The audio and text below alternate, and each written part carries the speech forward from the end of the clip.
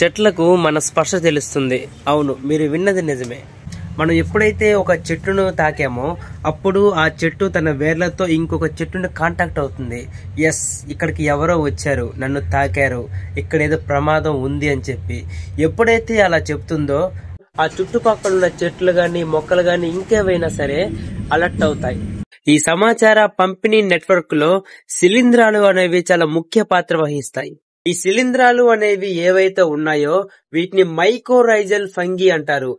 ఈ ఫంగి అనేది భూమిలో చాలా నేచురల్ గా వేర్లతో పాటు కలిసిపోయి ఉంటుంది. ఇప్పుడు ఈ నెట్వర్క్ అనేది అంటే ఈ శిలీంధ్రాల నెట్వర్క్ అనేది ఎలా పనిచేస్తుందో చూద్దాం. ఎగ్జాంపుల్ గా ఈ చిన్న మొక్కని ఒక పెద్ద చెట్టు అనుకుందాం. సో ఇక్కడ నీళ్లు, ఇక్కడ వాటర్ సోర్స్ అనేది ఉంది. ఇప్పుడు ఈ చెట్టుకి ఒక పెద్ద సమస్య ఏంటంటే దీని వేర్లు ఎటువైపు పాకాలో తెలియదు. అంటే ఎటువైపు నీళ్లున్నాయో తెలియదు, ఎటువైపు పోషకాలు ఉన్నాయో తెలియదు. సో అప్పుడు ఈ భూమిలో ఉన్న ఫంగస్ అనేది భూమిలో చాలా నేచురల్ గా కలిసిపోయి ఉంటుంది. అప్పుడు ఈ చెట్టుకున్న వేర్లు అనేవి ఆ ఫంగస్ ని కాంటాక్ట్ అవుతాయి.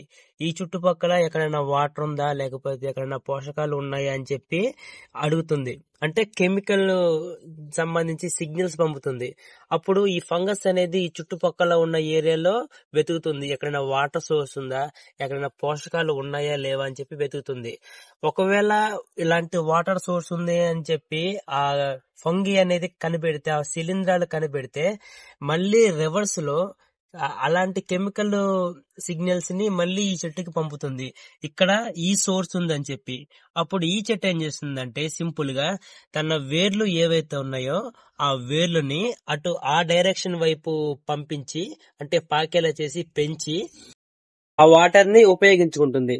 సో ఇప్పుడు ఇదే చెట్టుకి ఇంకొంచెం దూరంలో ఇంకో చెట్టు ఉంది.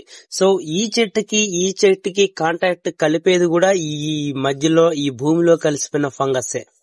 శిలీంధ్రాలు అనేవి చెట్లకు ఇంత హెల్ప్ చేస్తున్నాయి కాబట్టి చెట్లు కూడా శిలీంధ్రాలకు కార్బోహైడ్రేట్స్ ని అందిస్తాయి. సో ఇలాంటి శిలీంధ్రాలతో కూడిన ఈ అతిపెద్ద భూగర్భ నెట్వర్క్ ని వుడ్ వైడ్ వెబ్ అని అంటారు.